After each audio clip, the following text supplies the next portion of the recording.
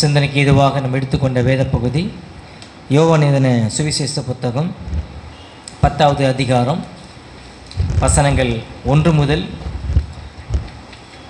18 முடிய உள்ள வசனங்களை நாம் வாசித்தோம். ஆனால் நாம் சிந்திக்கப் போகிறது 1லிருந்து 6 முடிய உள்ள வசனங்களை நாம் படித்து நாம் சிந்திக்கலாம்.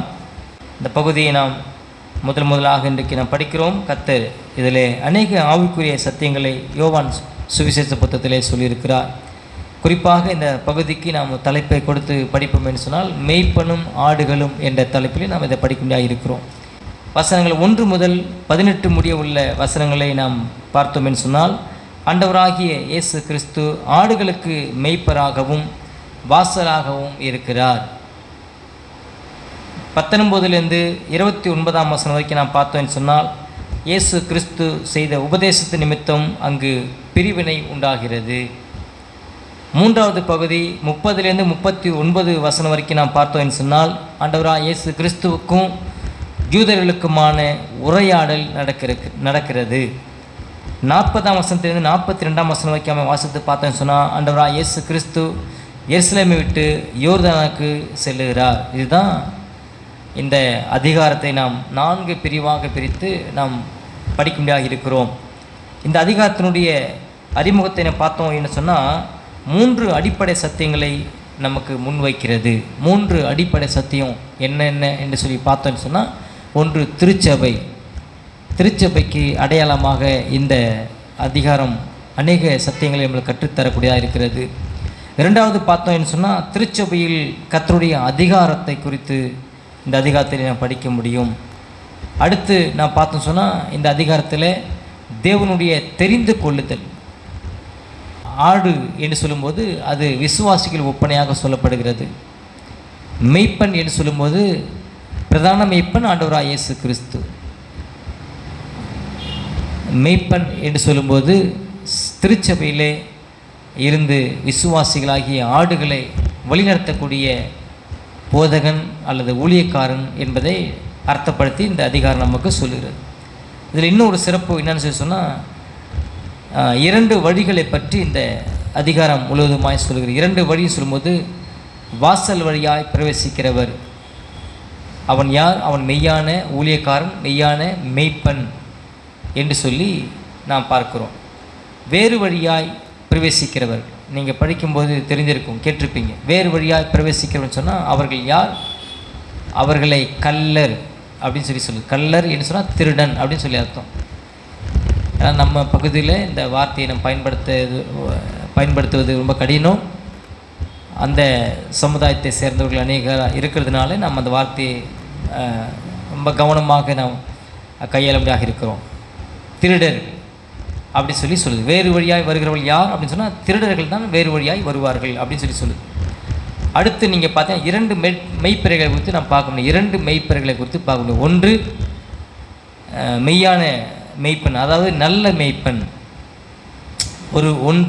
ஒருவர் யார் சொன்னால் நல்ல மெய்ப்பன். அவர் யார் அப்படின்னு சொன்னால் 10ஆம் வசனம் சொல்லுது, ஆடுகளுக்காக தன் ஜீவனை கொடுக்கிறார். நானே நல்ல மெய்ப்பன் ஆடுகளுக்காக தன் ஜீவனை கொடுக்கிறான். அப்போ ஜீவனை கொடுக்கிறவர் தான் நல்ல மெய்ப்பன். அவர் தான் மெய்யான வாசலாக இருக்கிறார், மெய்யான மெய்ப்பனாக, நல்ல மெய்ப்பனாக இருக்கிறார். 2வது நீங்கள் பார்த்தீங்கன்னு சொன்னால், 2வது மெய்ப்பன் யார் சொன்னால் அவன் பொய்யான மெய்ப்பன். அவனை குறித்து நாம் பார்க்கிறோம். அவன் கொள்ளைக்காரன், அவன் ஓநாய்கள் என்று சொல்லி அவர்களை குறித்து நாம் படிக்கிறோம். ஓநாய்கள் சொல்லும்போது ஆபத்து வரும்போது ஆடுகளை விட்டு ஓடி போகிறவன். அதாவது சொல்லப்போனால் கூலிக்காக வேலை செய்கிறோம். இப்போ கூலிக்காக மாரடிக்கிறவங்கள நம்ம கேள்விப்பட்டிருக்கோம். கூலிக்காக அழுவாங்க, வராது. கூலியை கொடுத்து எனக்கு பதிலாக நீ அழு அப்படின்னு சொல்லுவாங்க. இதுதான் கூலிக்காக மாரடிக்குதுன்னு சொல்லுவாங்க. ஒரு வழக்கம் இருக்குது. அப்போ அந்த மாதிரி கூலிக்காக வேலை செய்யக்கூடிய ஆட்கள். ஆபத்து வரும்போது சிங்கமோ கரடியோ ஓனாயோ வரும்போது ஆட்டை குரவலை பிடிக்கும்போது அல்லது அதனுடைய உயிரை எடுக்கிறதுக்கு அது முயற்சி செய்யும்போது தான் உயிரை காப்பாற்றினா போதும் அப்படின்னு சொல்லி அந்த ஆடுகளை விட்டு அவன் ஓடி போகிறவனா அவன் இருக்கிறான்னு சொல்லி இயேசுவானவர் ரொம்ப எளிமையான நிலையில் ஆடுகளை விசுவாசிகள் ஒப்பிட்டு மெய்ப்பனை ஊழியக்காரர்களுக்கு ஒப்பிட்டு அழகாக சொல்லுகிறார். ஆபத்து எந்தெந்த வழியெல்லாம் ஆடுகளுக்கு வரும், மேய்ப்பினுடைய நிலை என்ன, மேய்ப்பினுடைய பணி என்ன, மேய்ப்பினுடைய கடமை என்ன, மேய்ப்பினுடைய தியாகம் என்ன, இதெல்லாம் அழகாக இதில் இயேசுக்கு ஒப்பிட்டு இப்படியாக சபைக்கு இப்படிப்பட்ட போதனையை அவர் வைக்கிறதை நான் பார்க்குறோம். அப்போ நீங்கள் பார்த்தீங்கன்னு சொன்னால் அதுக்கு முந்தின அதிகாரத்தில் பார்த்தோம், பிறவி குருடனை குறித்து பார்த்தோம் இல்லைங்களா? கிட்டத்தட்ட ஒரு 2 மாதத்துக்கு மேலே நம்ம சிந்தித்தோம். அப்போது அந்த பிறவி குருடன் முடிவில் யாரை அவன் தெரிந்து கொண்டான்னு சொல்லி பார்த்தீங்கன்னா, நல்ல மேய்ப்பனாகிய கிறிஸ்துவை அவன் தெரிந்து கொண்டான். நல்ல மேய்ப்பனாகிய கிறிஸ்துவை தெரிந்து கொண்டான். மெய்யான மேய்ப்பனாகிய கிறிஸ்துவை தெரிந்து கொண்டான். மெய்யான வாசல் வழியாக பிரவேசித்து மெய்யான நல்ல மேய்ப்பனை கண்டு கொண்டு மெய்யான நித்திய ஜீவனை அடைந்து கொண்டான் அப்படின்னு பார்க்குறோம். ஆனால் பொய்யான மெய்ப்பர்கள் யாருன்னு சொன்னால் மத தலைவர்கள் தான் பொய்யான மெய்ப்பர்கள். பரிசேயர்கள் பொய்யான மெய்ப்பர்கள், வேதப்பாரர்கள் பொய்யான மெய்ப்பர்கள். இப்போ தான் நமக்கு இவ்வளோ பெரிய சத்தியங்களை அந்த பகுதி மூலமாய் நாம் கற்றுக்கொள்ளுகிறோம். அப்போ பரிசேயர்கள் மற்றும் வேதப்பாரர்கள் இஸ்ரவேல் ஜனங்களை எப்படி ஆளணும்னு நினைக்கிறாங்கன்னு சொன்னால், அவர்களுக்கு தாங்கள் மெய்ப்பர்களாக இருக்க வேண்டும் என்று சொல்லி தாங்களே என்ன செய்கிறாங்க, தாங்களுடைய கடவுளுடைய அதிகாரத்தை தாங்களே அவங்க எடுத்துக்கொள்கிறாங்க. எவ்வளோ பெரிய ஒரு துணிகரமான ஒரு காரியம். அங்கு பழைய ஏற்பாட்டெலாம் நீங்கள் வாசித்து பார்த்தீங்கன்னா மெய்ப்பரில் குறித்து ஆண்டவர் சொல்லும்போது பயங்கரமான குற்றச்சாட்டை வைக்கிறார். அதெல்லாம் நம்மளால் கேட்கவே முடியல, படிக்கவும் இல்லை. கிட்டத்தட்ட பல ரெஃபரன்ஸ் இருக்குது பழைய ஏற்பாட்டில். ஏசாயா, எசேக்கியேல், எரேமியா போன்ற புத்தகங்களெல்லாம் நம்ம படிப்போம் அப்படின்னு சொன்னால், அந்த இஸ்ரவேல் ஜனங்களை மேய்ப்பதற்காக கூலிக்காக வேலை செய்தவர்கள், கடமைக்காக வேலை செய்தவர்கள், மெய்ப்பர் என்ற போர்வையிலே இதெல்லாம் ஆண்டவர் பயங்கரமாக சாட்டுகிறார், குற்றம் சாட்டுகிறார் பழைய ஏற்பாட்டில். அதே புதிய ஏற்பாட்டில் நான் பார்க்கும்போது வேதப்பாரர்கள், பரிசேயர்கள் இவர்களே என்ன செய்கிறாங்கன்னா, இஸ்ரவேல் ஜனங்களை நாங்கள் ஆளணும், நாங்கள் தான் மெய்ப்பர்கள் அப்படின்னு சொல்லி இவர்களே அந்த அதிகாரத்தை எடுத்துக்கொண்டு அந்த ஜனங்களை தவறாக அதிகாரத்தை பயன்படுத்தினதாக நாம் பார்க்கிறோம். இதுக்கு ஒப்பனையாக நாம் இன்றைக்கு அறிமுகமாக இருக்கிறதுனால இன்றைக்கு சில வசனங்களை வாசித்து நான் புரியும் போது தான் இதுக்கான விளக்கத்தை நம்ம தெளிவாக தெரிஞ்சு கொண்டு முடியும். மத்தேயு 23ஆம் அதிகாரத்தை என்னோடு கூட நீங்கள் எடுத்துக்கொள்ளுங்கள். மத்தேயு 23ஆம் அதிகாரத்தை எடுத்துக்கொண்டீங்கன்னு சொன்னால் அதில் 2வது வசனமும் 3வது வசனமும் நமக்கு சொல்லித்தரக்கூடிய காரியங்கள். ஆண்டவர் இயேசு கிறிஸ்து மெய்ப்பரை குறித்து அங்கே சொல்லும்போது, இப்போ இது யாரை குறித்து சொல்கிறார் அப்படின்னு சொன்னால், புதிய ஏற்பாட்டில் இருந்த பொய்யான மெய்ப்பர்களை குறித்து அங்கே சொல்கிறார். அவர்கள் யாருன்னு சொன்னால் பரிசேயர்கள், வேதப்பார்கள். அவங்க எப்படிப்பட்ட மனநிலையோடு கூட அங்கே இருக்கிறாங்க அப்படின்றத இந்த வசனத்தில் நீங்கள் பார்த்தா நீங்கள் புரிஞ்சிக்க முடியும். இப்போ வேதப்பாரகரும் பரிசேயரும் மோசையினுடைய ஆசனத்தில் உட்கார்ந்திருக்கிறார்கள். வசனம் எப்படி சொல்லுது பாருங்கள். இயேசுவானவர் வாயை திறந்து சொல்லும்போது மோசையினுடைய ஆசனம் அப்படின்னு சொன்னால், அதாவது நியாயப்பிரமாணத்துக்கு மேலே தங்களை உயர்வாக எண்ணிக்கொண்டிருக்கிறார்கள் இந்த மெய்ப்பர்கள். அது எவ்வளோ பெரிய ஒரு ஆபத்து. அப்போது மோசேயினுடைய ஆசனம் சொல்லும்போது, அப்போ நியாயப்பிரமாணம் எங்களுக்கு எல்லாம் தெரியும் அப்படிங்கிற ஒரு மனநிலையில் இருக்கிறாங்க. அப்போ நாங்களே எங்களை மெய்ப்பர்களாக ஆக்கி கொள்வது இந்த தவறு இல்லை. இப்போ நாங்கள் மெய்ப்பர்களாக இருந்து நாங்கள் ஆளுகை செய்வோம், ஆட்சி செய்வோம், அதாவது ஜனங்களை நாங்கள் வழி நடத்துவோம். எப்படி வழி நடத்துவோம்? வேதம் இல்லாமல், கர்த்தருடைய எச்சரிப்பு இல்லாமல், கர்த்தருடைய அன்பு இல்லாமல், கர்த்தருடைய சத்தியங்கள் இல்லாமல் எப்படி ஒரு ஜனங்களை வழி நடத்த முடியும்? அதான் அங்கே கேட்குறார். அப்போ பரிசேயர்களை குறித்து இங்கே சொல்லும்போது, வேதப்பாரர்களை குறித்து அங்கே சொல்லும்போது அவங்க எப்படி இருக்கிறாங்க? அவர்கள் மற்றவர்கள் கை கொள்ளும்படி போதிக்கிறாங்க, ஆனால் இவர்களோ கை கொள்ள மனமற்றவராக இருக்கிறாங்க. அவங்க மேலே மிகப்பெரிய பாரத்தை சுமத்துறாங்க, ஆனால் இவங்களோ நுனி விரலில் என்ன செய்கிறாங்க, அதை எடுத்துக்கொள்ளக்கூடியவர்களாக இருக்கிறாங்கன்னு சொல்லி எவ்வளோ அழகாக புரியும்படியாக இந்த இடத்துல அவர்களை குறித்து குற்றச்சாட்டு. இந்த மெய்ப்பர்கள் யார் அப்படின்னு சொன்னால், இவர்கள் பொய்யான மெய்ப்பர்கள் என்று சொல்லி வேதம் மிக தெளிவாக சொல்கிறது. சுமப்பதற்குரிய பாரமான சுமைகளை கட்டி மனுஷர் தோள்களின் மேல் சுமத்துகிறார்கள், தாங்களோ ஒரு விரலினாலும் அவைகளை தொடமாட்டார்கள். தங்கள் கிரியைகளை எல்லாம் மனுஷர் காண வேண்டும் என்று செய்கிறார்கள். தங்கள் காப்பு நாடாக்களை அகலமாக்கி தங்கள் வஸ்திரங்களின் தொங்கல்களை பெரிதாக்கி விருந்துகளில் முதன்மையான இடங்களையும் ஜெப ஆலயங்களில் முதன்மையான ஆசனங்களையும் சந்தை வெளிகளில் வந்தனங்களையும் மனுஷரால் ரபி ரபி என்று சொல்லி அழைக்கிறதையும் இவர்கள் விரும்புகிறார்கள். ரபின்னு சொன்னால் போதகர்னு அர்த்தம். பாஸ்டர் வாங்க பாஸ்டர், ஸ்தோத்திரம் பாஸ்டர், உட்காருங்க பாஸ்டர், எல்லாம் அந்த ஃபாதரை இன்றைக்கி எப்படி ஊழ கும்பிடு போட்டு எப்படிலாம் மாய்மலம் பண்ணுறாங்க அந்த மாதிரி.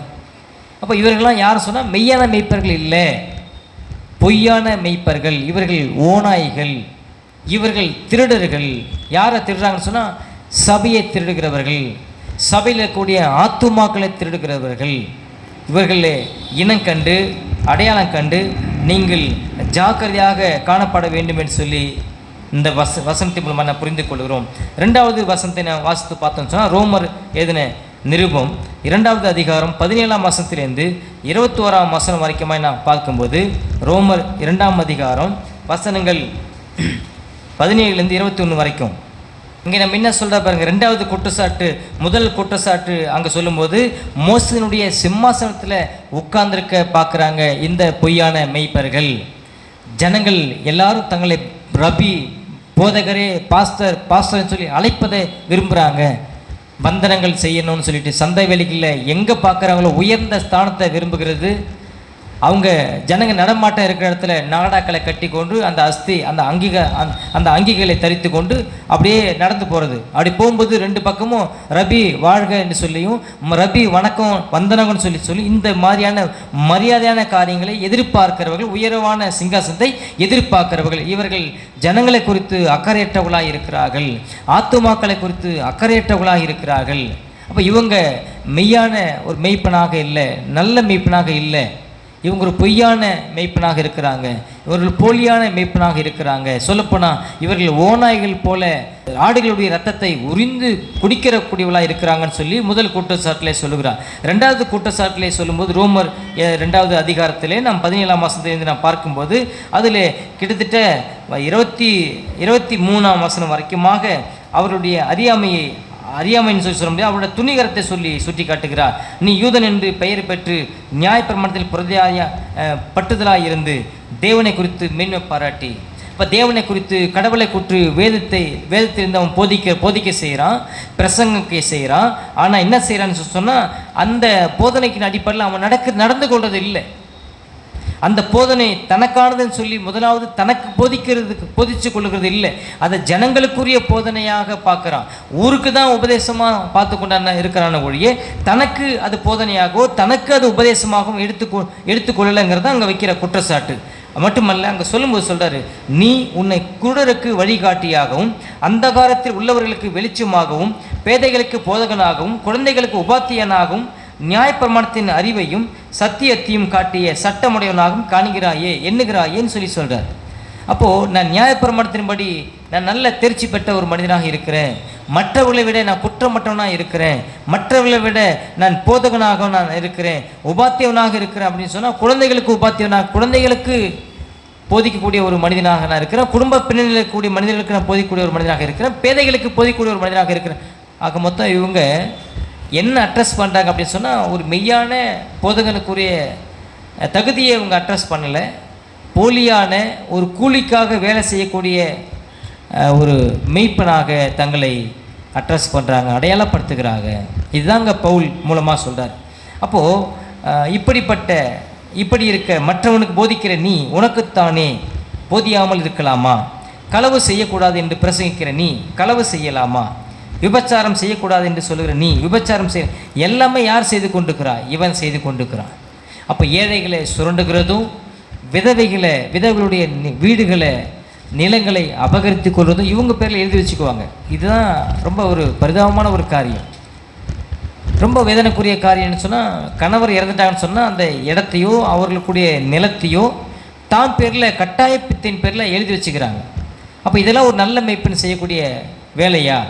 அதாங்க சொல்கிறார். அப்போ இந்த 10ஆம் அதிகாரத்தில் ஆண்டவர் அங்கே என்ன சொல்ல வர்றாரு, இயேசு என்ன சொல்ல வர்றார் அப்படின்னு சொன்னால், நல்ல மெய்ப்பனை நீங்கள் யாருன்னு சொல்லி அடையாளப்படுத்தி கொள்ளணும். மெய்யான மெய்ப்பன் யார் என்று சொல்லியும் பொய்யான மெய்ப்பன் யார் என்று சொல்லி நீங்கள் அடையாளப்படுத்தி கொள்ளணும்னு சொல்லி தான் இவ்வளோ தூரம் அங்கே சொல்லி கொண்டிருக்கிறார். அப்போ நல்ல மெய்ப்பன் அவன் என்ன செய்கிறான்னு சொன்னால், ஆடுகளுக்காக தன் ஜீவனை கொடுக்க இருக்கிறான். அவன் தன்னையே இழக்க முடியாத வந்திருக்கிறான். அவன் எதையும் எதிர்பார்த்து அவன் வரலை, உங்களிடத்தில் வரலை. அவன் தன்னையே இழக்க முடியாது வந்திருக்கிறான். தன்னை குறித்து, தன்னுடைய பணிகளை குறித்து, தன்னுடைய பின்னாட்களிலே அடையக்கூடிய சிலுவை மரணத்தை குறித்து இந்த ஜனங்களிடத்திலே 10ஆவது அதிகாரத்திலே அவர் பேசுகிறார். ரொம்ப எளிமையான நடையிலே இந்த ஜனங்கள் மத்தியிலே அவர் பேசி கொண்டிருக்கிறார். அப்போ இந்த அதிகாரத்தில் கிறிஸ்து என்ன சொல்கிறாருன்னு சொன்னால், தம்மை தேவனுடைய ஜனங்களுக்கு, கடவுளுடைய ஜனங்களுக்கு தாம் நல்ல மேய்ப்பர் என்று அடையாளப்படுத்துகிறார். புரியுதுங்களா? இந்த பகுதியில் என்ன சொல்கிறாருங்க, விசுவாசிகளுக்கு, தம்மை விசுவாசிக்கிறவர்களுக்கு, தம்மை பின்பற்றுகிறவர்களுக்கு நான் நல்ல மேய்ப்பனாக இருப்பேன் என்று சொல்லி வாக்கு பண்ணுகிறார். அவர்களுக்கு தன்னை அடையாளப்படுத்துகிறார். அப்போ நீங்கள் யாரை பின்பற்றணும், யாரை பின்பற்றக்கூடாது, அப்போ நீங்கள் யாரை நீங்கள் சார்ந்து வாழணும், யாரை சார்ந்து வாழக்கூடாது, யார் பின்னால் நீங்கள் வரணும், யார் பின்னால் நீங்கள் போகக்கூடாது, இதெல்லாம் இவ்வளோ எளிமையாக அந்த ஜனங்கள் மத்தியில் இவ்வளோ காரியங்களை சொல்லி கொடுத்து கொண்டிருக்கிறார். இப்போ பரிசேயர்களை குறித்து அங்கே சொல்லும்போது மறுபடியுமாக சொல்லுகிறார், அவர்களை திருடர்கள் என்று சொல்லி குற்றம் சாட்டுகிறார், அவர்கள் கொள்ளைக்காரர்கள் என்று சொல்லி குற்றம் சாட்டுகிறார், அவர்களை ஓநாய்கள் என்று சொல்லி நேரடியாக குற்றம் சாட்டுகிறார். இதெல்லாம் நீங்கள் பார்க்கும்போது இன்றைக்கி இருக்கிற காலகட்டத்தில் அந்த நாட்களில் அவர் சொன்ன அந்த வார்த்தை இன்றைக்கி நிறைவேறுகிறதையும், இன்றைக்கு இப்படிப்பட்ட மெய்ப்பர்கள் இருந்து ஜனங்களை ஏமாற்றி வருகிறதையும், சபையை ஏமாற்றி வருகிறதையும், தன்னை நம்பி வரக்கூடிய ஜனங்களை மோசம் போக்கி வருகிறதை நீங்கள் பார்க்க முடியும். அவர்கள் தங்களை உயர்வாக எண்ணி வாழ்வதுண்டு, மக்களை அற்பமாக எண்ணியும் தன்னை பெரிய ஒரு ஆளாக காண்பித்து, அப்போது ஏழை ஜனங்களை அந்த பரிசேயர்கள் வேதப்பார்கள் எப்படி சுரண்டினார்களோ, எப்படி வஞ்சித்தார்களோ, ஏமாற்றினார்களோ, அதுபோல் இன்றைக்கும் அநேக ஜனங்கள் ஏமாற்றப்படுகிறார்கள், அநேக ஜனங்கள் வஞ்சிக்கப்படுகிறார்கள், அநேக ஜனங்கள் சுரண்டப்படுகிறார்கள், ஏமாற்றத்துக்குள்ளாக போகிறார்கள். இன்றைக்கு இருக்கிற பெரிய ஆட்கள் என்று சொல்லக்கூடிய நபர்களால், பெரிய ஊழியக்காரர்கள் என்று சொல்லக்கூடிய நபர்களாலே அவர்கள் என்ன செய்யணும்னா, நல்ல மேய்ப்பனாக அவர்கள் வாழாமல், நல்ல மேய்ப்பனாக தங்களை காட்டாமல், ஒரு போலியான மேய்ப்பனாக, ஒரு போலியான ஓநாயாக இருந்து அவர்கள் என்ன செய்கிறான்னு சொன்னால், ஒவ்வொரு மக்களையும் அவர் வஞ்சித்து கொண்டிருக்கிறார்கள்னு சொல்லி நம்ம அங்கே இதில் நாம் இன்றைக்கு இருக்கிற காலகட்டத்தில் இன்றைக்கு இருக்கிற போதகர்களை குறித்து நாம் புரிந்து கொள்கிறோம். இப்போ ஆடுகளை தங்களுடைய சொந்த லாபத்திற்காக பயன்படுத்தி கொள்கிறார்கள். அந்த நாட்களில் இருந்த பரிசேயர்களும் சரி, வேதப்பார்களும் சரி, அங்கே ஜனங்களை தன்னுடைய சுய லாபத்திற்காக அவர்கள் பயன்படுத்தி கொள்கிறாங்க. அப்போ அதே குணாதிசயம், அநேக காரியம் இன்றைக்கி இருக்கக்கூடிய ஊழியக்காரர்கள் மத்தியில் நம்ம பார்க்குறோம். இப்போ ஜனங்களை சத்தியத்துக்கு நேராக வழிநடத்தி செல்லாமல் தன்னுடைய இஷ்டத்துக்கு, தன்னுடைய புரிதலுக்கு, தன்னுடைய விருப்பத்துக்கு, தன்னுடைய சுய லாபத்திற்காக ஜனங்களை வழிநடத்தி செல்லுகிறார்கள். எவ்வளோ ஒரு அவல நிலைக்குள்ளாக இன்றைக்கு 21ஆம் நூற்றாண்டில் வாழக்கூடிய விசுவாசிகள், இன்றைக்கு சபைகள் இன்றைக்கு போய்கொண்டிருக்கிறது, பரிதாப நிலைக்குள்ளாக தள்ளப்பட்டிருக்கிறது அன்பானவர்களே. இதெல்லாம் நான் பார்க்கும்போது நமக்கு நல்ல மேய்ப்பனாக கிறிஸ்து தொடர்ந்து நமக்கு வெளிப்படுத்தியிருக்கிறார். நமக்கு நல்ல மேய்ப்பனாக இருந்து நமக்காக தம்முடைய உயிரை சிலுவையிலே அவர் தியாகமாக ஒப்பு கொடுத்திருக்கிறார். அப்போ நல்ல மேய்ப்பன் யார் என்று சொன்னால், தன்னைத்தானே வெறுத்து, தன்னைத்தானே இழந்து, இந்த பூமியிலே மனிதனாக வந்து என்னை போல உன்னை போல வாழ்ந்து கடைசியிலே தன்னுடைய ஜீவனை எனக்காக உங்களுக்காக கொடுத்து தான் நல்ல மேய்ப்பனுடைய சுபாவம். அது 10ஆம் அதிகாரம் 11ஆம் வசனத்தை வாசித்து பார்த்தோம் அப்படின்னு சொன்னால், 11ஆம் வசனம் வாசித்து பாருங்கள். நானே நல்ல மேய்ப்பன், நல்ல மேய்ப்பன் ஆடுகளுக்காக தன் ஜீவனை கொடுக்குறான். அப்போ நல்ல மேய்ப்பனுடைய சுபாவம், நல்ல மேய்ப்பனுடைய குணாதிசயம் என்னன்னு சொன்னால், தன்னை இழக்கிறதுன்னு சொல்லி வாய் வழியாக சொல்ல முடியாது, தன்னுடைய ஜீவனை கொடுக்குறான். அப்போ நல்ல மேய்ப்பனாகிய இயேசு கிறிஸ்துவனுடைய ஜீவனை நாம் கல்வாரி சிலுவையிலே பார்க்கிறோம். அப்போ இயேசு என்ன செய்தார் சொன்னால், பாவிகளுக்காக, உங்களுக்காக, எனக்காக தன்னுடைய ஜீவனை கல்வாரி சிலுவையின் வழியாக கொடுத்தார். எவ்வளோ பெரிய ஒரு உண்மை.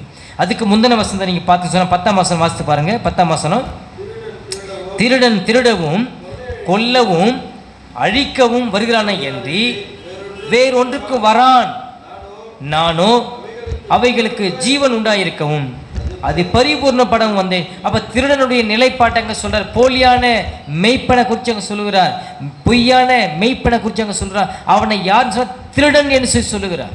அவன் எதுக்கு வரான்? அவன் திருடும்படியாக வருகிறான். யாரை திருடும்படியாக வருகிறான்? ஆத்துமாக்களை திருடும்படியாக வருகிறான். ஆத்துமாவிடத்தில் இருக்கக்கூடிய நன்மைகளை அவன் பெற்றுக்கொண்டு அவர்களை சுரண்டும்படியாக வருகிறான், அவர்களை ஏமாற்றும்படியாக வருகிறான். நாம் இனம் கண்டு கொள்ள வேண்டும், நாம் அடையாளம் கண்டு கொள்ள வேண்டும். இந்த மேய்ப்பன் ஒரு நல்ல மேய்ப்பனா, இந்த மேய்ப்பன் ஒரு பொய்யான மேய்ப்பனா, இந்த மேய்ப்பன் என்னை கிறிஸ்துவுக்கு நேராக சத்தியத்தில் வழிநடத்தக்கூடிய ஒரு மேய்ப்பனா, இந்த மேய்ப்பன் என்னை பொய்யான வாக்குத்தத்தம் கொடுத்து பொய்யான வாக்குறுதியை கொடுத்து என்னை நரகாக்கினுக்கு நேராக நடத்தக்கூடிய மேய்ப்பனாக இருக்கிறானா, நான் கண்டுபிடிக்கணும். பெரோயா பட்டணத்தார் என்ன செய்தாங்க, வேதத்தில் அவர்களை வச்சு வாசிக்கிறோம். அப்போஸ்தலனாகிய பவுல் பிரசங்கம் பண்ணுகிறான். அப்போ பிரசங்கம் பண்ண அடுத்த நிமிஷம் வீட்டுக்கு போய் அவங்க என்ன செய்கிறாங்கன்னா வேதத்தை ஆராய்ந்து பார்க்குறாங்க. என்ன வேதத்தை ஆராய்ந்து பார்க்குறாங்க, வேத வாக்கியங்கள் இப்படி சொல்லுகிறதா? அப்போஸ்தலனாகிய பவுல் எவ்வளோ பெரிய ஒரு பண்டித்து, எவ்வளோ பெரிய பிரசங்கியார், எவ்வளோ நிருபங்களை எழுதின ஒரு மனிதன், இறையில் அப்படியே கரைத்து குடித்த ஒரு மனிதன். அந்த மனிதன் பண்ணுற பிரசங்கத்தை கொண்டு போயிட்டு என்ன செய்கிறான், வீட்டில் போயிட்டு ஆராய்ச்சி செய்து பார்க்குறான், வேத வாக்கியங்களை ஆராய்ந்து பார்க்குறான். வேத வாக்கியங்கள் இப்படி சொல்லுதான் அப்படின்னு சொல்லி அதை ஆராய்ந்து பார்க்குறான். அப்போது தெஸ்லோனிக்கே பட்டணத்தை பார்க்கிலும் பெரோயா பட்டணத்தார் நற்குணசாலிகளாக இருந்தார்கள். எதிலுங்க? வேதத்தை ஆராய்வதில்லை. அப்போது நல்ல மேய்ப்பன் யார், நல்ல மேய்ப்பனுடைய குணாதிசயம் என்ன, நல்ல மேய்ப்பனுடைய சுபாவம் என்ன, நல்ல மேய்ப்பன் எனக்காக செய்த பங்கு என்ன, நல்ல மேய்ப்பனுடைய தியாகம் என்ன, நல்ல மேய்ப்பனுடைய மனது என்ன, நல்ல மேய்ப்பனுடைய பாரம் என்ன, கரிசனை என்ன, அக்கறை என்ன, நல்ல மேய்ப்பன் எனக்காக செய்த இழப்பு என்ன, இதெல்லாம் இந்த 10ஆம் அதிகாரம் சொல்லிக் கொடுக்குது. இப்போ பொய்யான மேய்ப்பனை குறித்து ஒரே வரியில் சொல்லி அங்கே முடிக்கிறான். அவன் யார்? அவன் திருடன். அவன் திருடு தான் செய்வான். அவன் யார்? அவன் கொள்ளைக்காரன். அவன் கொள்ளையடிக்க மட்டும் தான் செய்வான், வேறு எதுக்கும் அவன் வரமாட்டான். ஆண்டவர் எவ்வளோ தெளிவாக பயம் இல்லாமல் சொல்கிறார் பாருங்க. யார் மத்தியில் சொல்கிறான்னு சொன்னால் அந்த வேதப்பாரர்கள் பரிசேயர்கள் மத்தியில் தைரியமாக இந்த வார்த்தையை சொல்லி கொடுக்கிறார். திருடன் திருடவும் கொல்லவும் அழிக்கவும் வருகிறானே என்று வேறு ஒன்றுக்கும் வரான், நானோ அவைகளுக்கு ஜீவன் உண்டாயிருக்கவும் அது பரிபூர்ணமும் வந்தேன் என்று சொல்லி தன்னை வித்தியாசப்படுத்தி காண்பிக்கிறார், தன்னை வேறுபடுத்தி காண்பிக்கிறார். இந்த பரிசேயர்கள் யார், இந்த வேதப்பாரர்கள் யார்? இவர்கள் திருடன், கொள்ளைக்காரன், கொலைக்காரன். இவன் அழிக்கவும் கொல்லவும் வந்திருக்கிறான். உங்களை ஆத்துமாவோடு கூட விளையாடக்கூடாது. ஆத்துமாவை கூட இன்றைக்கு இருக்கக்கூடிய மெய்ப்பர்கள் என்று சொல்லக்கூடிய மனிதர்கள் இன்றைக்கி விளையாண்டு கொண்டிருக்கிறார்கள். அவர்களை பொய்யான வாக்குறுதியை தந்து பொய்யான வாக்குகளை கொடுத்து அநேக ஜனங்களை மோசம் போய் கொண்டிருக்கிறாங்க. ஆனால் அந்த ஜனங்க பரிதாபமான ஜனங்க கூட்டமாக போய் கொண்டிருக்கிறாங்க.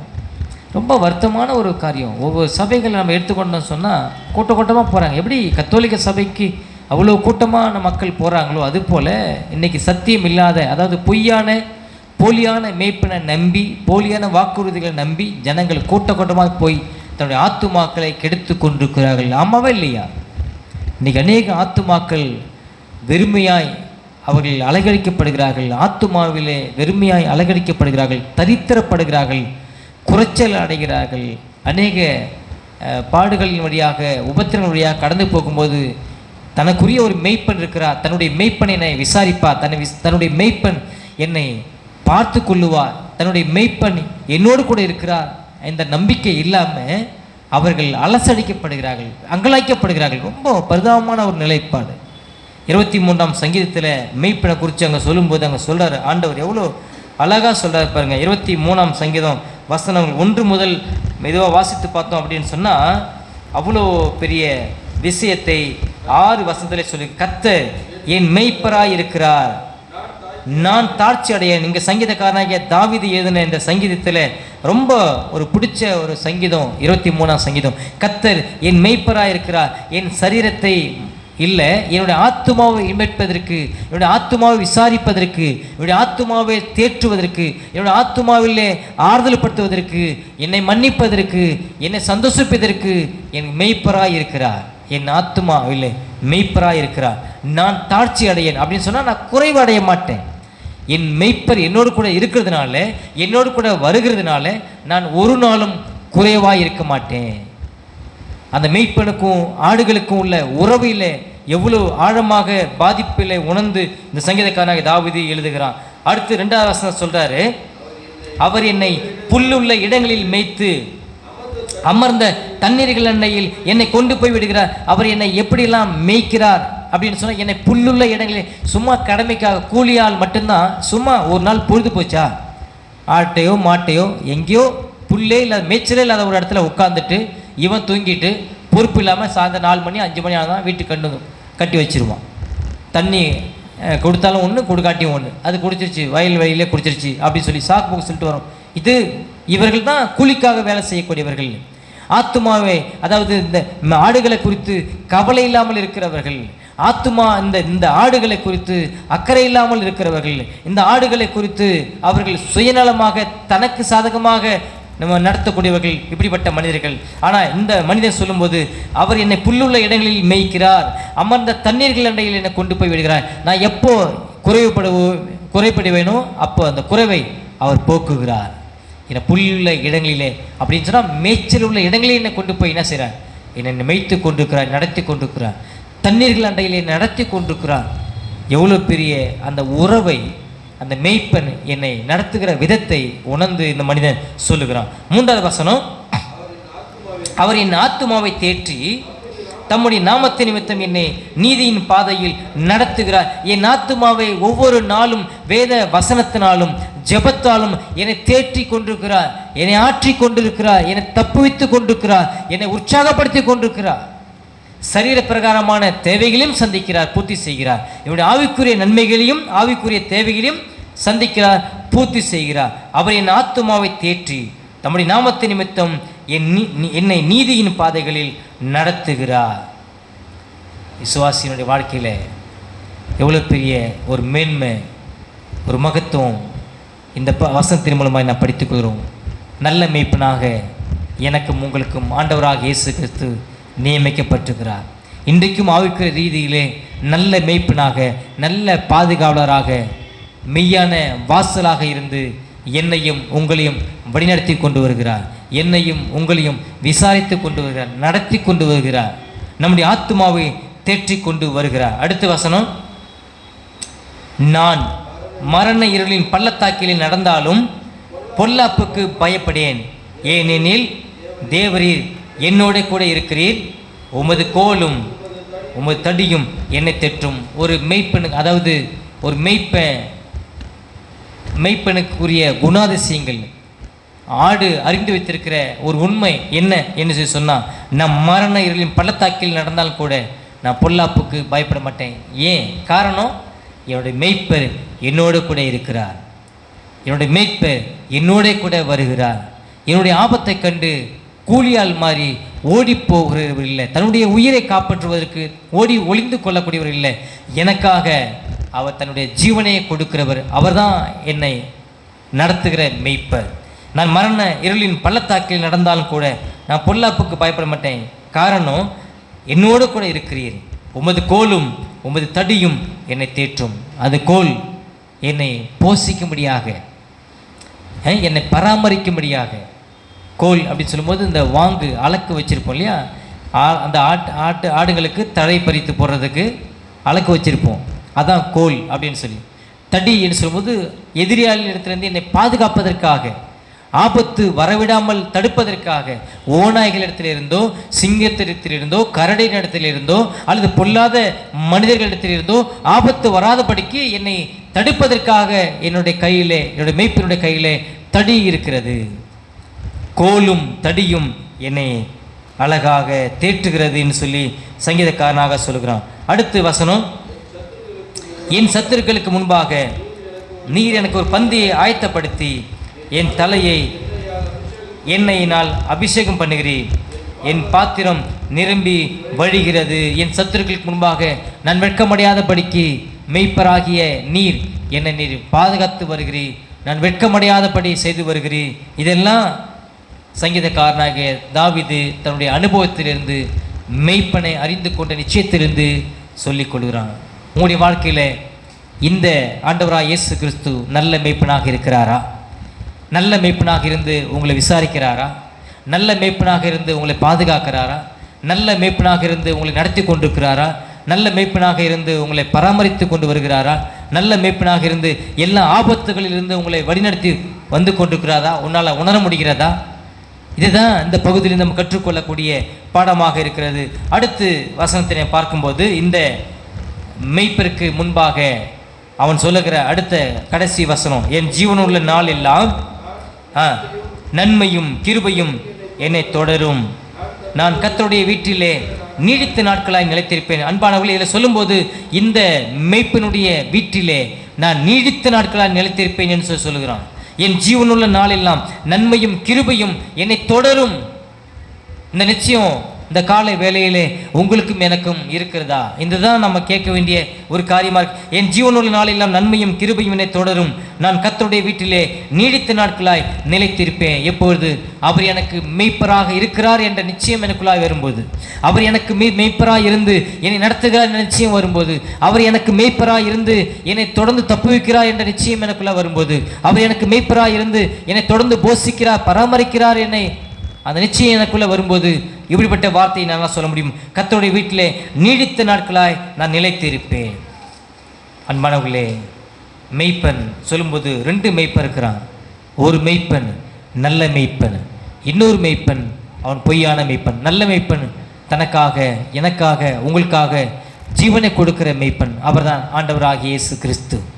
பொய்யான மெய்ப்பன் அவனுடைய ஜீவனை குறித்து தான் கவலைப்படுவான், மற்றவர்களுடைய ஜீவனை குறித்து கவலைப்பட மாட்டான். இதுதான் பொய்யான மெய்ப்பனுக்கும் நல்ல மெய்ப்பனுக்கும் உள்ள வித்தியாசத்தை இந்த இடத்துல வேறுபடுத்தி காண்பிக்கிறார். அந்த பொய்யான மெய்ப்பர்கள் என்ன செய்கிறான்னு சொன்னால், ஆடுகளை தங்களுடைய சொந்த லாபத்திற்காக, சுய லாபத்திற்காக அவர்கள் பயன்படுத்தி கொண்டிருக்கிறார்கள். அந்த ஆடுகளை தொடர்ந்து சுய லாபத்திற்காக நடத்தி கொண்டிருக்கிறார்கள். அவர்கள் எப்படி நடத்துகிறார்கள் சொன்னால், தீவிரமாய் நடத்துகிறார்கள். என்னுடைய விருப்பத்தின்படி நடக்க வேண்டும் என்று சொல்லி, என்னுடைய இச்சைகளின்படி நீ நடத்த வேண்டும் என்று சொல்லி அவர்கள் தீவிரமாய் நடத்தி கொண்டிருக்கிறான்னு சொல்லி வேதம் அவர்களை குற்றப்படுத்துகிறது. இன்னொரு வழியில் சொல்ல போனால், அவர்கள் பொய்யான சுயநலமான மெய்ப்பர்களாக இருக்கிறார்கள் சொல்லி சொல்லுது. அவர்கள் சுயநலமான மெய்ப்பர்கள். இது ஒரு தன்னலம் மிக்க மெய்ப்பர்கள் கிடையாது. ஒரு பொதுவான நிலையிலே கிறிஸ்துக்கும் எனக்கும் இருக்கிற அந்த உறவிலே இந்த ஜனங்களை மெய்ப்பதற்காக கடவுள் என்ன கொடுத்துக்கிறான்னு சொல்லி அந்த நிலையோடு கூட அவர் இருக்கிறவர்கள் கிடையாது. அவர்கள் சுயநலமான மெய்ப்பர்களாக இருக்கிறார்கள். தன்னுடைய சுய லாபத்துக்காக பயன்படுத்தக்கூடிய மெய்ப்பர்களாக இருக்கிறார்கள். தன்னுடைய சுய திருப்திக்காக ஜனங்களை பயன்படுத்தி கொள்ளக்கூடிய மெய்ப்பர்களாக இருக்கிறார்கள். இப்படிப்பட்ட மெய்ப்பர்களை நம்பி இன்றைக்கு அநேக கூட்டமாய் ஓடிக்கொண்டிருக்கிறது. எச்சரிக்கையாக இருக்க வேண்டும். இன்றைக்கு சபையே இல்லை, ஆனால் சபைங்கிற பேரில் நடத்தி கொண்டிருக்கிறாங்க. அதாவது ஸ்தாபனம் நடத்தி கொண்டிருக்கிறாங்க, நிறுவனம் நடத்தி கொண்டிருக்கிறாங்க. அன்பானவர்கள், நீங்கள் நல்லா கவனிச்சு பார்த்தீங்கன்னு சொன்னால், இயேசு கிறிஸ்து வந்தது ஒரு ஸ்தாபனத்தை ரட்சிக்கும்படியாக வரல. நல்லா புரிஞ்சிக்கணும். ஒரு நிறுவனத்தை ரட்சிக்கும்படியாக வரல. அவர் எதை ரட்சிக்கும்படியாக வந்தார்னு சொன்னால், திருச்சபையை ரட்சிக்கும்படியாக வருகிறார். இயேசு ஆனவர் வந்ததனுடைய நோக்கம் அவசியம் ஸ்தாபனத்துக்காக வரல, ஒரு நிறுவனத்துக்காக வரல, ஒரு தொண்டு நிறுவனத்துக்காக வரல. அவர் திருச்சபையை ரட்சிக்கும்படியாக வந்திருக்கிறார். திருச்சபை என்பது கட்டடம் இல்லை, கட்டடத்துக்குள்ளே இருக்கக்கூடிய ஆத்துமாக்கள் தான் திருச்சபை. இதுதான் நாம் விளங்கி கொள்ளுகிறோம். அப்போ இயேசுவானவர் திருச்சபைக்காக தான் வந்தார், திருச்சபைக்காக தான் மரித்தார், திருச்சபைக்காக தான் அவர் அடக்கம் செய்யப்பட்டார், திருச்சபைக்காக தான் உயிர்த்தி எழுந்தார், திருச்சபைக்காகத்தான் மீண்டும் அவர் வரப்போகிறார். கட்டடத்துக்காக இன்னும் பெரிய உயர்ந்த கட்டடத்தில் பளிங்கு போன்ற ரத்தின கற்களால், வைரத்தினால, தங்கத்தினால கட்டடத்தை கட்டி அதில் ஆராய்ச்சி செய்திருந்தாங்க. அந்த கட்டடத்தை எடுத்துக்கொண்டு போக வரவில்லை, வரப்போகிறது இல்லை. அவர் வருவது எதுக்காகன்னு சொன்னால், அவருடைய மக்களாகிய அவருடைய பிள்ளைகளாகிய நம்மை, அவரை விசுவாசித்தவர்கள், அவரை பின்பற்றினவர்கள், அவருடைய அடிச்சுவடுகளிலே நடந்தவர்கள், அவரை மெய்ப்பனாக கொண்டிருந்தவர்கள், மெய்ப்பனாக அவரை எதிர்பார்த்து வாழ்ந்தவர்கள், அவர்களை அழைக்க முடியாததான வரப்போகிறாள். உங்களுடைய எதிர்பார்ப்பில் மெய்ப்பன் வருவதற்கு நாம் காத்து கொண்டிருக்க வேண்டும். அந்த மெய்ப்பன் ஒரு நாளில் வெளிப்பட போகிறார். அந்த மெய்ப்பனை ஒரு நாளில் நான் முகமுகமாய் அறியப் போகிறேன். அந்த மெய்ப்பனை முகமுகமாய் நான் சந்திக்கப் போகிறேன். அந்த மெய்ப்பனுக்காக இந்த பூமியிலே நானும் நீங்களும் வாழ்ந்து கொண்டிருக்கிறோம். எனக்கும் உங்களுக்கும் இயேசு கிறிஸ்து நல்ல மெய்ப்பனாக இருக்கிறார். அவர் போலியான மெய்ப்பனே இல்லை, போலியான வாக்குத்தத்தம் கொடுக்கல, போலியான வாக்குறுதி நம்மளுக்குள்ள கொடுக்கல. அவர் மெய்யான நல்ல மெய்ப்பனாக இருந்து நமக்காக ஜீவனை கொடுத்திருக்கிறார். நமக்காக தொடர்ந்து வேத வசனங்களை கொண்டு, திருச்சபையை கொண்டு, பரிசுத்த ஆவியானரை கொண்டு, மெய்ப்பனை, இந்த சபையில் மெய்ப்பனை கொண்டு அவர் தொடர்ந்து நம்மளை விசாரித்து கொண்டே வருகிறார். எவ்வளோ பெரிய ஒரு மேன்மை, எவ்வளோ பெரிய ஒரு மகத்துவத்தை அவருடைய பிள்ளைகளாகிய நாம் பெற்றிருக்கிறோம். பரிசேயர்களை குறித்து சொல்லும்போது அவர்களை திருடர்கள் என்று சொல்லி குற்றப்படுத்துகிறார், அவர்களை கொள்ளைக்காரர்கள் என்று சொல்லி குற்றப்படுத்துகிறார், அவர்களை ஓநாய்கள் என்று சொல்லி குற்றப்படுத்துகிறார். அவர்கள் தங்களுடைய ஆத்துமாக்களை, தங்கள் கொடுக்கப்பட்ட மந்தையை அவர்கள் இருமாப்பாய் நடத்துகிறார்கள், சுயலாபத்திற்காக நடத்துகிறார்கள் என்று சொல்லி சொல்லுகிறார். அவர்கள் தீவிரமாக அந்த ஜனங்களை மேய்க்கிறார்கள், சுயநலத்துக்காக மேய்க்கிறார்கள் என்று சொல்லி சொல்லி சுட்டி காட்டுகிறார். பழைய ஏற்பாட்டின் சில பகுதிகளை நான் வாசித்து பார்த்தோம் அப்படின்னு சொன்னால், கடவுள் தன்னுடைய ஜனங்களே, அந்த ஜனங்களுக்கு தான் மெய்ப்பர் என்பதை உரிமை பாராட்டி சொல்லுகிறார். நீங்கள் என்னோடு கூட சங்கீதம் 80ஆம் சங்கீதத்தை எடுத்துக்கொண்டீங்கன்னு சொன்னால், 80ஆம் சங்கீதத்தில் முதல் வசனத்தை வாசித்து பார்க்கும்போது, இஸ்ரவேலின் மெய்ப்பரே, யோசேப்பை ஆட்டு மந்தையை போல் நடத்துகிறவரே, செவிக்கொடும், கேருபீன்கள் மத்தியில் வாசம் பண்ணுகிறவரே, பிரகாசியம். இங்கே சொல்லுகிறார் இஸ்ரவேலின் மெய்ப்பரே அப்படின்னு சொன்னால், இஸ்ரவேல் ஜனங்களுக்கு யார் மெய்ப்பராக இருக்கிறார்? இஸ்ரவேலின் தேவன் மெய்ப்பராக இருக்கிறார். இன்றைக்கு ஆவிக்குரிய ரீதியிலே இஸ்ரவேலர்கள் யார்? ஆவிக்குரிய ரீதியிலே இஸ்ரவேலர்கள் யாருன்னு சொன்னால், நீங்கள் நான் ஆவிக்குரிய இஸ்ரவேலர்கள். இன்றைக்கு யார் நமக்கு மெய்ப்பராக இருக்கிறான்னு சொன்னால், ஆண்டவராகிய இயேசு கிறிஸ்து மெய்ப்பராக இருக்கிறார். நம்முடைய சரீரத்துக்கு இல்லை, நம்முடைய சரீரத்துக்கு இல்லை, ஆத்துமாவுக்கு. ஆத்துமா நேசராக, ஆத்துமா மெய்ப்பராக உங்களுக்கும் எனக்கும் இன்றைக்கு இயேசுவானவர் இருக்கிறார் என்று சொல்லி இந்த வேதம் எவ்வளோ அழகாய் சொல்லி நம்ம உற்சாகப்படுத்துகிறது. ஏசாயா தீர்க்கதரிசன புத்தகம் 40ஆம் அதிகாரம் 10ஆம் வசனம் 11ஆம் வசனத்தை வாசித்து பார்க்கும்போது அதிலும் இப்படியாக சொல்லுகிறார். ஏசாயா தீர்க்கதரிசன புத்தகம் 40ஆம் அதிகாரம் வசனங்கள் 10ஆம் வசனமும் 11ஆம் வசனமும். அன்பானவர்களே, இந்த வசனம் இயேசுவானவருடைய வருகை, இயேசுவானவர் பின்னாட்களில் மனிதனாய் வரக்கூடிய முன் அடையாளமான ஒரு வார்த்தையாக இருக்கிறது. மெய்ப்பனை போல தமது மந்தையை அவர் மேய்ப்பார். இன்றைக்கு சபையை அவர் மேய்த்து கொண்டிருக்கிறார், சபையை இன்றைக்கு நடத்தி கொண்டிருக்கிறார், சபையை இன்றைக்கு விசாரித்து கொண்டிருக்கிறார். சபைக்கு தேவையான போஷாக்குகளை தம்முடைய வார்த்தையிலிருந்து பரிசுத்த ஆவியானுடைய உதவியோடு கூட இருந்து போது கொடுத்து கொண்டே இருக்கிறார். வஞ்சனை இல்லாமல் கொடுத்து கொண்டிருக்கிறார், தாராளமாக கொடுத்து கொண்டிருக்கிறார். நாம் இன்றைக்கு திருப்தி கொள்கிறோம் என்று சொன்னால், நமக்கான ஒரு பிரதான மெய்ப்பன் இயேசுவானவர் இருக்கிறதுனாலே, அந்த பிரதான மெய்ப்பன் மூலமாக இங்கு சபையில் ஏற்படுத்தப்பட்டுகிற மெய்ப்பன் மூலமாய் நமக்கு ஆவிக்குரிய போஷாக்குகளை வழங்கி கொண்டே இருக்கிறார். எவ்வளோ பெரிய வாக்கியம், எவ்வளோ பெரிய கிருபை, எவ்வளோ பெரிய சிலாக்கியத்தை இன்றைக்கு இருக்கக்கூடிய சபைகளை பெற்றிருக்கிறது. இன்றைக்கு இருக்கக்கூடிய விசுவாசிகளை பெற்றிருக்கிறோம். இந்த நம்பிக்கை எனக்கும் உங்களுக்கும் இந்த கால நேரத்தில் நம்மளுக்கு தேவை. இன்றைக்கு என்னுடைய மெய்ப்பனாக இருந்து, எனக்கு பிரதான மெய்ப்பனாக இருந்து, என்னுடைய தேவைகள் என்ன என்பதை அறிந்து, என்னுடைய பிரச்சனைகள் என்ன என்பதை அறிந்து, இந்த சபையினுடைய வழியாக சபையினுடைய மெய்ப்பனிலிருந்து எனக்கு கொடுத்து கொண்டே இருக்கிறார். என்னால் புரிந்து கொள்ள முடிகிறதா? மெய்ப்பன் பேசக்கூடிய இந்த வார்த்தை எல்லாம் பிரதான மெய்ப்பன் கொடுத்தது, பிரதான மெய்ப்பன் கொடுத்தது. இன்னும் ஒரு வசனத்தை நீங்கள் வாசித்து பார்த்தீங்க சொன்னால், 1 பேதுரு 3ஆம் அதிகாரத்தை என்னோட கூட நீங்கள் திருப்பிக் கொள்ளுங்கள். 1 பேதுரு புத்தகத்தில் பிரதான மெய்ப்பனை குறித்து அப்போஸ்தலனாகிய பேதுரு அங்கே சொல்லும்போது எவ்வளோ அழகாக அங்கே சொல்லுகிறான். 1 பேதுருடைய புத்தகத்தில் 5ஆம் அதிகாரத்தை எடுத்துக்கொள்ளுங்கள். 5ஆம் அதிகாரம் 1லிருந்து நாம் வாசித்து பார்க்கும்போது, உங்களில் உள்ள மூப்பர்களுக்கு உடன் மூப்பனும் கிறிஸ்துவின் பாடுகளுக்கு சாட்சியும் இனி வெளிப்படும் மகிமைக்கு பங்காளியுமாயிருக்கிற நான் புத்தி சொல்லுகிறது என்னவென்றால், உங்களிடத்தில் உள்ள தேவனுடைய மந்தையை நீங்கள் மேய்த்து கட்டாயமாய் அல்ல, மனப்பூர்வமாயும் அவலட்சணமான ஆதாயத்திற்காக அல்ல, உற்சாக மனதோடும் சுதந்திரத்தை இருமாப்பாய் ஆளுகிறவர்களாக அல்ல, மந்தைக்கு மாதிரிகளாகவும் கண்காணிப்பு செய்யுங்கள்.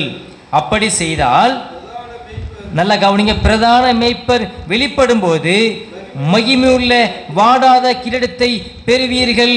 அன்பானவர்களே, இங்கு பிரதான மேய்ப்பன் யார் என்று சொன்னால், ஆண்டவராகிய இயேசு கிறிஸ்து மாம்சத்தில் வந்து மனிதர்களுடைய பாவத்துக்காக, திருச்சபைக்காக தம்முடைய ஜீவனை கல்வாரி சிலுவையிலே பானபலியாக ஒப்பு கொடுத்து அடக்க செய்யப்பட்டு உயிர் தேர்ந்து பரமேறி சென்று வாசஸ்தானங்களை கற்றுக்கொண்டிருக்கிற, மீண்டும் வருவேன் என்று வாக்கு பண்ணியிருக்கிற அந்த பிரதான மேய்ப்பர் ஒரு நாளிலே வருவார்.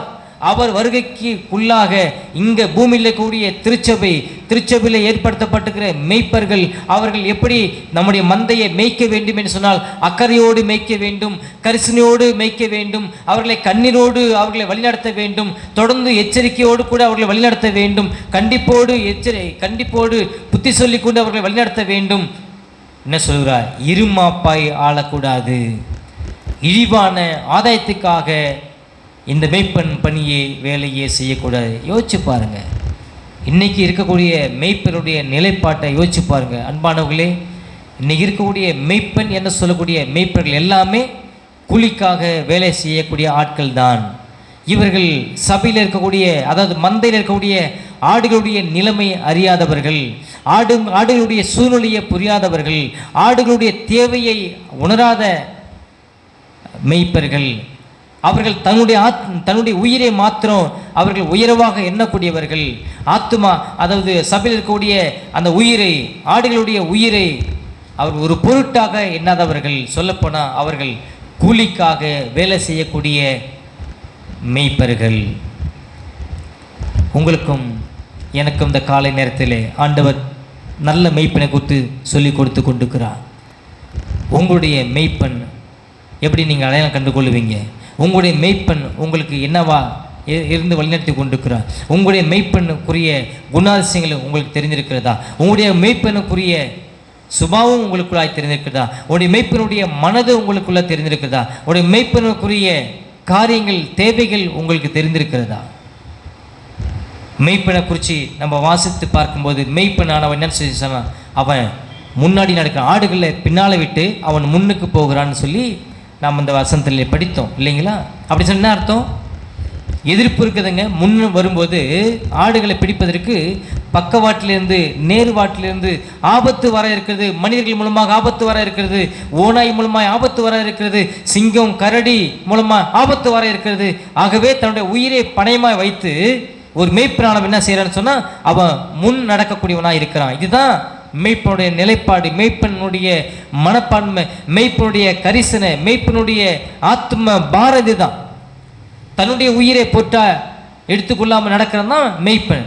ஆட்டுகள் எல்லாம் உள்ள தொழுத்துக்குள்ளே அடைத்து பூட்டி போட்டுட்டு தொழுவத்துக்கு பட்டிக்கு வெளியில படுத்து உறங்குகிறான். வெயிலிலும் பனியிலும் குளிரிலும் உறங்குகிறவன் தான் மெய்ப்பனுடைய வேலை. தன்னை மீறி அவன் தொழுத்துக்குள்ளே போய் ஒரு திருடம் போனான்னு சொன்னால் தன்னை மீறி தான் அவன் போய் அங்கே செய்யணும். அப்போது தன்னை கொலை செய்து விட்டு தான் ஆடுகளை திருட வேண்டும். எவ்வளோ பெரிய ஒரு ஒப்புமை ஆண்டவர் கொடுத்துருக்காரு பாருங்க.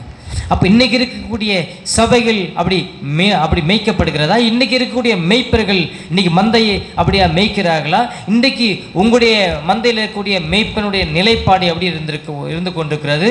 மற்ற மந்தையினுடைய மெய்ப்பன் அப்படியாக அவன் இருந்து கொண்டிருக்கிறது. இதெல்லாம் நீங்கள் யோசித்து பார்க்கணும். இதெல்லாம் நாம் சிந்தித்து பார்க்க வேண்டும். சிந்தித்து பார்த்து எனக்கு கொடுக்கப்பட்ட மெய்ப்பனுக்காக நான் நன்றி சொல்கிறேன்னா, எனக்கு கொடுக்கப்பட்ட மெய்ப்பனுக்காக நான் ஜெபிக்கிறேன்னா, எனக்கு கொடுக்கப்பட்ட மெய்ப்பனுடைய தேவைகள் என்ன, அவருடைய குறைவுகள் என்ன நான் விசாரிக்கிறேன்னா, ஆடுகளுடைய தேவையை மட்டும் அறிந்து செய்யக்கூடியது மெய்ப்பனுடைய வேலை. இது எப்படி மெய்ப்பனுடைய வேலையோ அதே போல் மெய்ப்பனுடைய தேவைகளையும் மெய்ப்பனுடைய காரியங்களையும் மெய்ப்பனுடைய மனதையும் அறிந்து வைத்திருக்கிறது தான் ஆடுகளுடைய வேலையாக இருக்குது. ஆடுகளுடைய நிலைமையாக இருக்குது. இன்றைக்கெல்லாம் மாறி போச்சு. இன்றைக்கி ஆட்டினுடைய நிலைமையெல்லாம் மாறி போச்சு, மெய்ப்பனுடைய நிலைமையெல்லாம் மாறி போச்சு. ஒரு கவர்மெண்ட் போஸ்டிங் மாதிரி இன்றைக்கி மெய்ப்பனுடைய நிலைமை உத்தியோகம் போய் கொண்டிருக்குது அன்பானவர்களே. ரொம்ப வேதனைக்குரிய ஒரு காரியம். 25 ஆண்டுகளுக்கு முன்பு நாங்கள் பார்த்து வந்த சபை, வளர்ந்து வந்த சபை, அந்த நடந்த ஊழியம், அதெல்லாம் பார்க்கும்போது இன்றைக்கும் கண்ணில் கண்ணீர் வருது. இன்றைக்கி பார்க்கும்போது ஆண்டவர் ஒரு வார்த்தை சொல்கிறார், மெய்ப்பன் இல்லாத ஆடுகளைப் போல அவர்கள் இருக்கிறதை பார்த்து பரிதாபப்படுகிறார். எவ்வளோ பெரிய ஒரு உண்மை. 25 வருஷத்துக்கு முன்னால் அந்த வார்த்தையை சொல்ல முடியாது, ஆனால் இன்றைக்கி சொல்ல முடியுது. அவர்கள் எல்லாம் மெய்ப்பன் இல்லாத ஆடுகளைப் போல வழி தப்பி தெரிந்து கொண்டிருக்கிறார்கள். மெய்ப்பன் இல்லாத ஒரு மெய்ப்பன் இல்லை அப்படின்னு சொன்னால் ஆடுகள் முதலாவது என்ன செய்யும் தெரியுமா? என்ன செய்யும்? சிதறடிக்கப்படும். மெய்ப்பன் இல்லாத போது என்னங்க நடக்கும்? முதலாவது சிதறடிக்கப்படும். ஆடு சிதறடியும். இங்கும் அங்குமா கூட்டமாக போனப்ப எல்லாம் சேர்ந்து அட்டாக் பண்ணலாம், எதிர்ப்பு வந்ததுன்னு சொன்னால். இப்போ அங்கும் இங்கும் பிரிஞ்சு போன பிற்பாடு, சிதறி போன பிற்பாடு ஈஸியாக அட்டாக் பண்ணுவான். சாத்தான் அவனை குறித்து நம்ம வேதத்தில் அதே 1 பேதுரு 5 8ஆம் வசனத்திலேருந்து வாசித்து பார்த்தோம் அப்படின்னு சொன்னால் 8ஆம் வசனத்திலேருந்து, தெளிந்த புத்தி உள்ளவர்களாக இருங்க, மந்தையில் இருக்கிற ஆடுகளே, விசுவாசிகளே, தெளிந்த புத்தி உள்ளவர்களாக இருங்கள், விழித்திருங்கள். ஏனெனில் ஏன் சொல்கிறான் அப்படின்னு சொன்னால், பிசாசானவன் கெர்ச்சிக்கிற சிங்கம் போல எவனை விழுங்கலாமோ என்று வகை தேடி சுற்றி கொண்டு இருக்கிறான். யாரை விழுங்கலாம், யாரை கவிழ்க்கலாம், எந்த ஆபத்தில் அவங்களை சிக்க வைக்கலாம், எந்த பாவத்தில் அவங்களை தள்ளிவிடலாம் என்று சொல்லி வகை தேடி சுற்றி கொண்டிருக்கிறான்.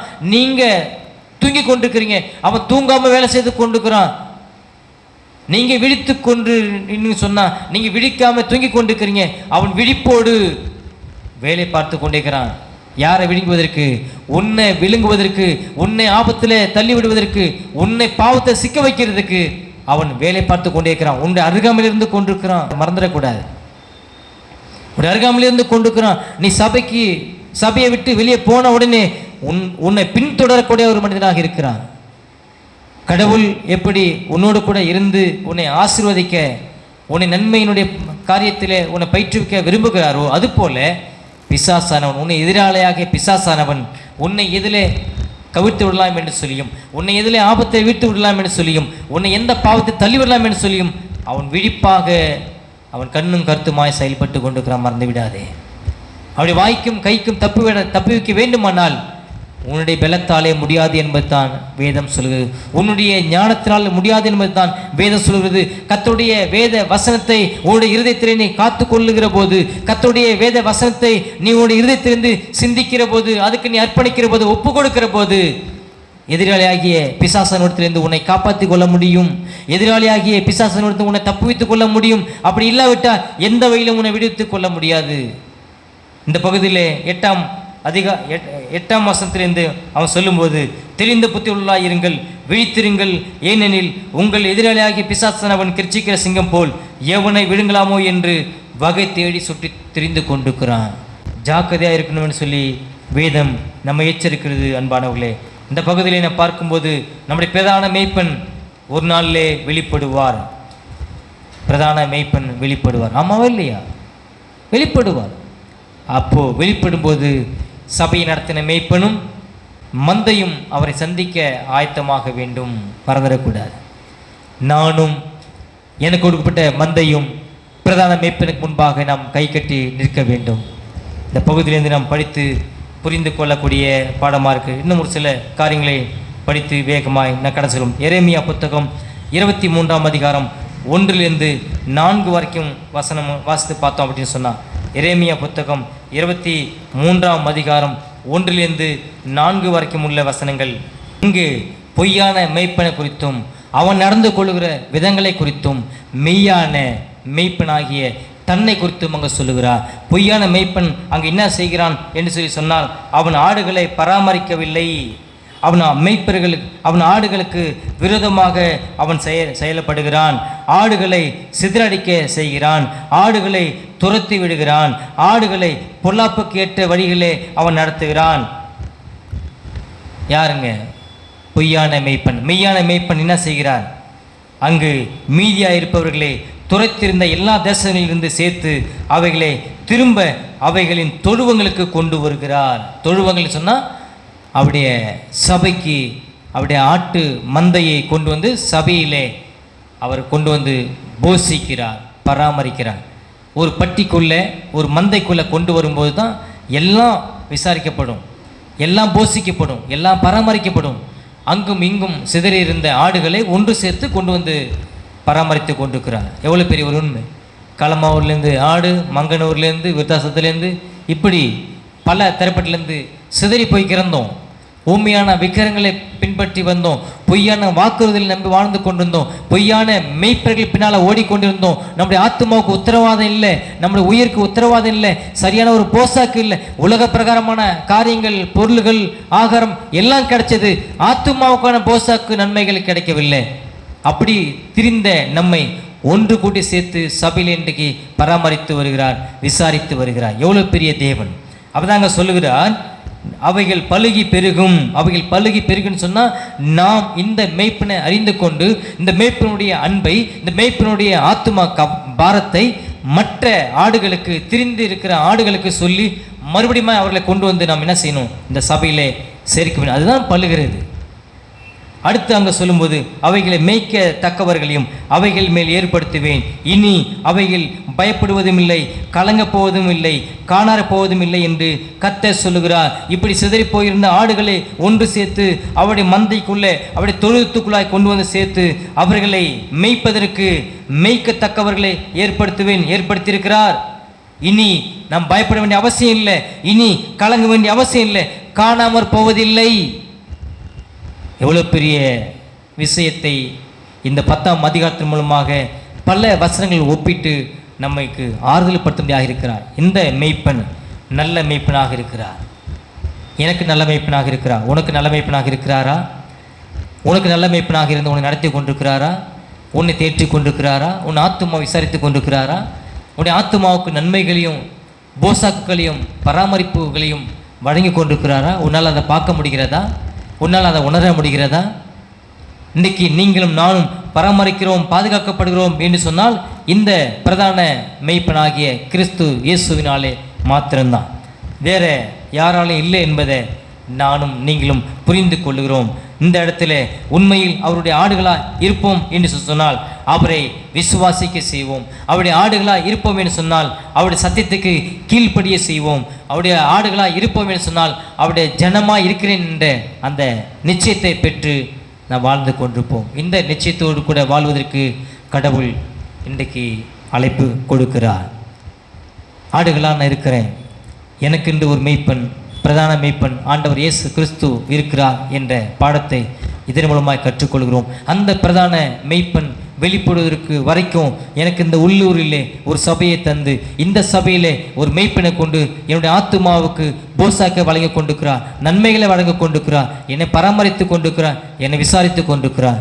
இந்த நம்பிக்கை எனக்கு உண்டு. அந்த காலை நேரத்தில் அப்படி இருக்குன்னு சொன்னால் நான் கவலைப்பட வேண்டிய அவசியம் இல்லை, நான் கலங்கி நிற்க வேண்டிய அவசியம் இல்லை, நான் இனி சிதறடித்து போக மாட்டேன், நான் பயப்பட வேண்டிய அவசியம் இல்லை. எனக்கான ஒரு மெய்ப்பன், எனக்கான ஒரு மந்தை, எனக்கான போசாக்கு எல்லாம் இந்த திருச்சபையின் வழியாக எடுத்து கொண்டிருக்கு. இந்த நிச்சயம் உனக்குள்ளே இருக்கா? இந்த காலை நேரத்தில் இந்த நிச்சயத்தை நீ பெற்றுக்கொள்ள வேண்டும் என்று சொல்லி இந்த பகுதி மூலமாக நம்ம படித்து புரிந்து கொள்கிறோம். பொய்யான வாக்குறுதிகளை நம்பி, பொய்யான மெய்ப்பர்களை நம்பி, பொய்யான மெய்ப்பர்கள் பின்னால் ஓடக்கூடாது. அப்படி ஓடணும்னு சொன்னால் ஓநாய்க்கு இரையாகி விடுங்க, மறந்துடக்கூடாது. சாத்தானுக்கு இரையாகி விடுங்க, மறந்து விடக்கூடாது. சிங்கத்துக்கு இரையாகி விடுங்க, மறந்து விடக்கூடாது. கரடிக்கு இரையாகி விடுங்க, மறந்து விடக்கூடாது. இந்த ஆபத்திலிருந்து காப்பாற்றுவதற்காக தான் கிறிஸ்து இயேசுவை வாசலாக வைத்து, மெய்ப்பனாக வைத்து நம்மை பராமரிக்கிறார். கர்த்தருக்கு சித்தமானால் அடுத்த வாரத்திலே மேலும் தொடர்ச்சியை சிந்திப்போம். கர்த்தர் தாமே இந்த சிந்தனை நமக்கு ஆசீர்வதித்து தருவாராக.